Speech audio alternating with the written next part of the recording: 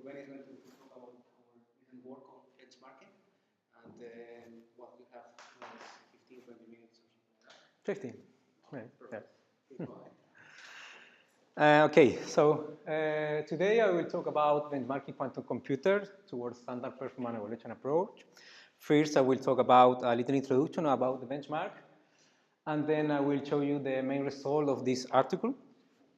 Due to technological advance, we have different platforms implementing quantum computing, for example, superconductor qubit, trapped ion, cold atom, photonic. And each of these technology or platforms with our characteristic qubit connectivity, coherent time, gate fidelity, among others. And also, recently, many companies have emerged that manufacture quantum processors, for example, IBM, John Q, Pascal, and among others. Therefore, one question emerged is, what is the best quantum computer? For answer this question, we need to measure the performance of the quantum computer. For example, here, this is the article that appeared in Archive 1 month ago. And here, the author ran different quantum algorithms in this quantum processor, and this basis in superconductor qubit. And one of these quantum algorithms measured the ability of the quantum computer to generate the GIZ state. He plotted the fidelity of the GIZ state as increased the number of qubits in the processor. And another interesting article is this, appeared 2017. Here the author compared different quantum processor bases in different technology, here in superconductor qubit and trapped ion. And both quantum processors have 5 qubits. The difference is the connectivity between the qubits. And also they run different quantum algorithms in this quantum processor to measure the performance and compare them. The interest of measure the performance of quantum computer have been increasing. And in fact, if you search in the literature, you will find many quantum metrics and many quantum benchmarks. The problem is the concept of the quantum benchmark and the quantum metric is not clear. Okay? This is because the field of the quantum benchmark is not new. It's new, but the concept, the field of the benchmark is not new. For example, the classical computers have extensive experience in classical benchmark. For example, they have many metrics and many benchmarks to measure the performance of classical computer. For example, they have the famous top 500 list, where every year publish the fastest classical computer, and then also have the SPEC Standard Performance Evaluation Corporation.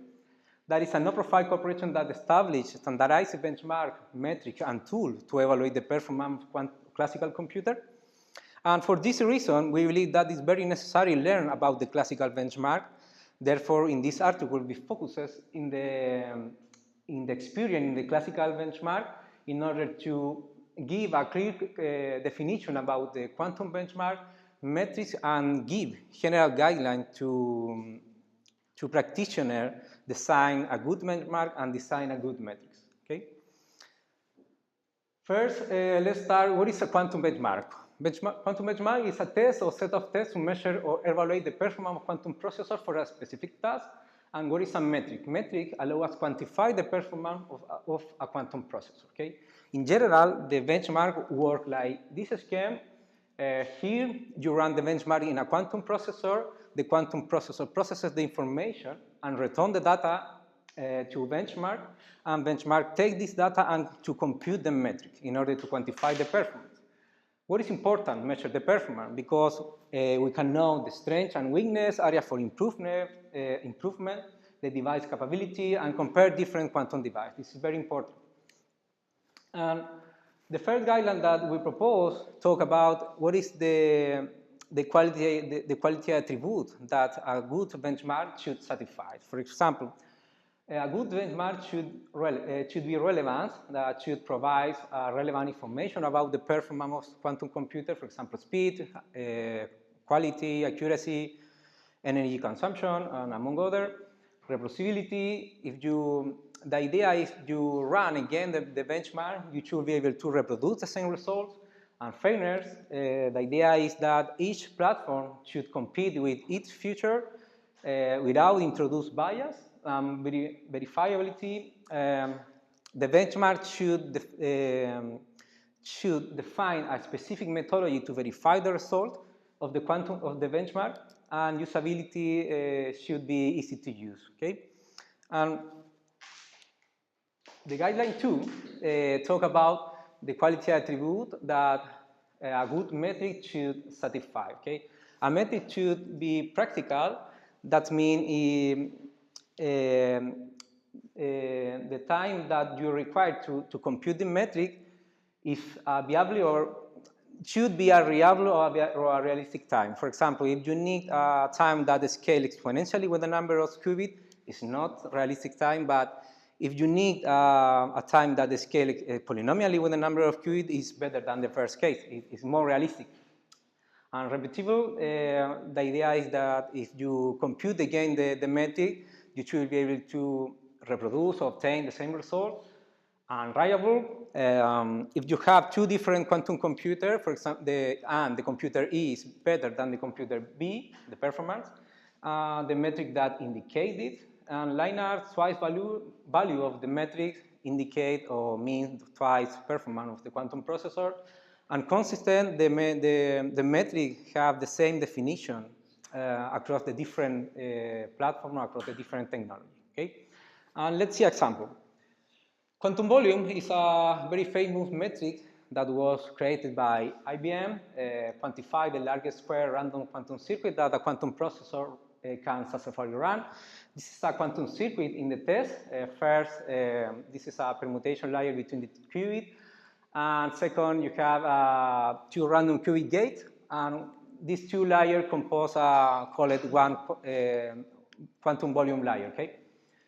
And the test consists, first, you run this quantum circuit in a classical computer, and then you run the quantum circuit in the quantum processor, and then you compare both the results. If the result of the quantum processor exceeds a specific threshold, you can say that your quantum processor passed the test, and in other words, you compute the metric. If the pass the test, you can add one more qubit, okay? What is a square? Because if you test 3 qubits, you need run 3 quantum volume layers. If you test 4 qubits, you need run 4 quantum volume layers. This is the original version, okay? In this case, we can analyze these metrics. Is practical? No, because it requires a classical result that scales exponentially with the number of qubits. And repeatability? No, because quantum volume does not indicate which random 2-qubit gate are used in the test. Maybe you run the first time the quantum volume using a specific 2 random qubit, but it's not necessary you take the same quantum random qubit in the other test. And reliable, the quantum volume, no, because the quantum volume only considers square system, square circuit. Linear, obviously no, because the metric is exponentially with the number of qubits or with the number of quantum volume layers that successfully run the quantum processor. And the other guideline that we talk is the guideline 3, talk about the compiler. Compiler is a key component in quantum computing because in general, the benchmark is writing in high-level language, and the quantum computer doesn't understand this language. And therefore, we need a compiler to translate from the high-level language to low-level language, and taking account the qubit connectivity, taking account the quantum gate that support this processor, and taking account other characteristics of the quantum processor. Okay. The idea of the benchmark is measure the performance of quantum processor and not the power of the compiler. For this reason, we believe that it's very necessary run the benchmark in 2 ways. One way is using base performance, where all users use a common transpiler or the same compiler rules, and using peak performance, where the user can use other compiler rules or any transpiler rule. Okay. Therefore, we have 2 scores. One score run the benchmark using base performance, and the other score run the benchmark using peak performance. Okay. Let's see an example. Okay. Imagine that we want to we want to measure the ability of the quantum computer to generate the GHZ state, okay? The GHZ state is given by for the expression where n is the number of qubits, okay? And we know that there are different ways to generate this state. There are different quantum circuits. For example, the figure 1 shows 2 ways to generate the GHZ state. The right panel shows a more efficient way to generate the GHZ state than the left panel. And the idea behind the base performance is that all users use the same quantum circuit to generate the GHZ state in order to ensure that we are evaluating the performance of quantum computer and not the power of the compiler and not the ability of the user to generate the GHZ state. In the peak performance, the user can be used the best way to generate the GHZ state and the best compiler that they have, okay? But if I design, for example, if I design this benchmark or this test, I decide what is the quantum circuit to generate the GHZ state in the base performance. I decide this circuit, okay? The guideline 4 talk about the different technology eras and necessitate different type of benchmark.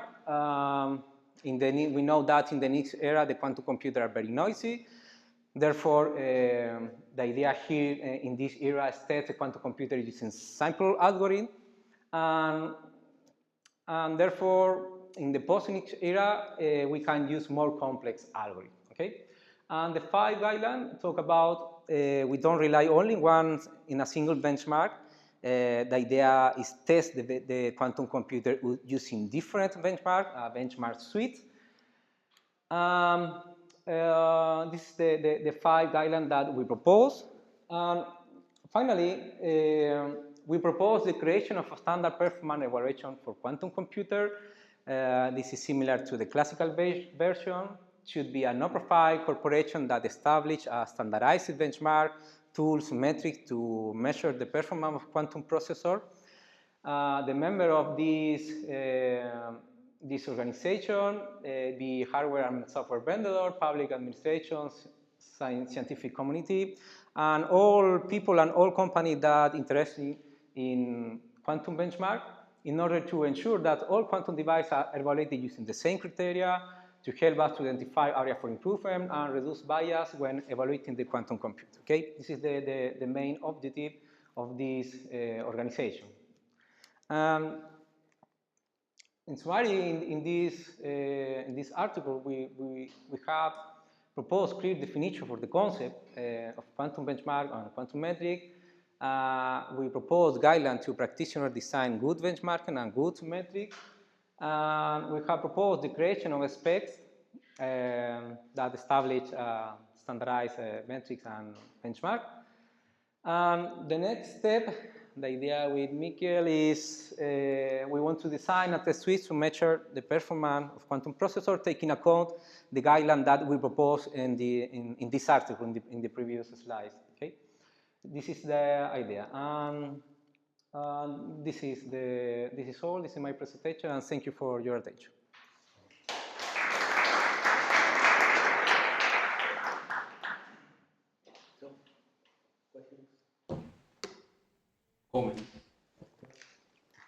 Comment for improvement. A question. In slide 9, you said something about the square circuits, but you didn't. Yeah. No, in the next slide. Here, consider square circuits. Yes. What do you mean by square circuits? Yes, because if you test the quantum computer using quantum volume in the original version, for example, you start with 2 qubits. If you start with 2 qubits, you should run 2 quantum volume drive. If you follow with 3 qubits, you run 3 quantum volume drive. This is a square. For this reason, it's a square. And 4 for quantum drive and 4. The number of qubits in the left. Yeah, it was something. Yeah, only a square, but I think that in other versions you can modify this. So it would be the depth. What is a square with the number of qubits? The depth, no, this is different because Yes, no, it's different concept because here the depth only consider the number of quantum volume layer. But it's not necessary, for example, if you have 2 qubits, the depth is not 2, maybe it's not 2 because you need to decompose these 2 random qubits to random 2 qubits in. Okay, assuming that the depth for a single layer is 1, in a very abstract way, the depth of the circuit should be, so the number of layers is squared the number of qubits. This is what you mean by... Yeah, that's right. Yeah, the number of quantum volume layers. Yeah.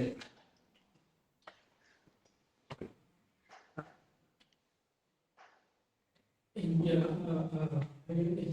you say that this is like this quantum volume metric defined as like random quantums. So that means this circuit can be anything. For example, that this would be a circuit for